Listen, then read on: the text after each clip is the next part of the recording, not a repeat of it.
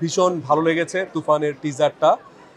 রায়হান রাফি মানেই তো আসলে ভিন্নতা। তো গত 2 দিন কিন্তু ফেসবুকের তুফানে আমরা দেখছি সবাই কম বেশি, এবং আমার কাছে মনে হচ্ছে যে সেটা ইন্টারন্যাশনাল স্ট্যান্ডার্ড, মানে বলিউড যেরকম বানায় বা তামিল ছবি যেরকম বানায় সেরকমই হচ্ছে। আনডাউটফুলি তুফান বাংলাদেশের সবচেয়ে বড় বিগ বাজেটের ছবি, এবং আনডাউটফুলি এটা বাংলাদেশের সবচেয়ে ইতিহাস সৃষ্টি করবে ব্যবসার দিক থেকে। সেটা আমার পার্সোনাল জায়গা না, শুধু সবাই বলছেন। তুফান বেগে শুধু যাবে না, তুফান হচ্ছে বড় বেগেই যাবে। টিজার দেখে তো মাথা নষ্ট। চঞ্চল ভাই আছেন, সাকিব ভাই আছেন, আরও অনেক বড় বড় আর্টিস্ট আছেন। আমিও কিন্তু 3 বছর আগে আকবর নামে একটা এরকম 90s-এর একটা গ্যাং কালচার নিয়ে শুরু করেছিলাম, বাট আনফর্চুনেটলি ব্যাড লাক বলি যাই বলি, করোনার কারণে আমার ছবিটি অল্প একটু শুটিং হয়নি।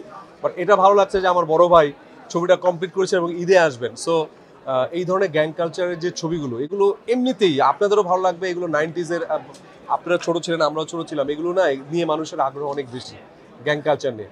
সো আমার মনে হয় যে বেস্ট কিছু হবে, মানে অনেক ব্যবসা করবে।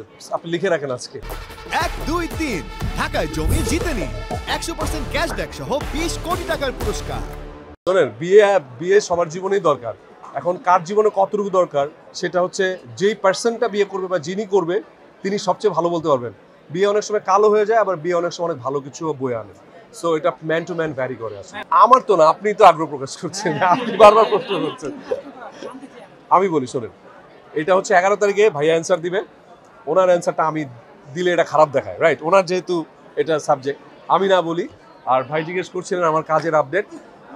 আপনারা জানেন আমি অপারেশন জ্যাকপট শুটিং শেষ করেছি। সামনেই খুলনা এবং প্যারিসে যাব। আরেকটা কথা ভাইদেরকে বলে রাখি, তুফান যেরকম ঝড় বেগে এসেছে, সো এরকম হয়তোবা এই ডিরেক্টরেরই একটা কাজ আমার হয়তো আসছে খুব শিগগিরই। সেটা ঈদেও আসতে পারে, আবার তুফান বেগের জন্য হয়তো ঈদের পরেও আসতে পারে। এটা বড় করে প্রেস কনফারেন্স করবো ইনশাআল্লাহ। আদনান ভাই আমাদের সবারই বড় ভাই। সো উনি ওটা কি লিখেছে আমি পড়েছি, কিন্তু কার উদ্দেশ্যে লিখেছে, কেন লিখেছে আমি আসলে সেটা জানি না, সেটা বলতেও পারবো না আসলে। আমি ভয় পেয়েছি প্রথম স্ট্যাটাস যখন দিয়েছিল, কিন্তু কালকে ঝড় যখন এসেছে একটু ঠান্ডা হয়ে গেছি। ঝড় আসলে, বৃষ্টি আসলে তো মানুষ ঠান্ডা হয়, এবং আজকে একটা অন্যরকম অনুভূতি পাচ্ছি।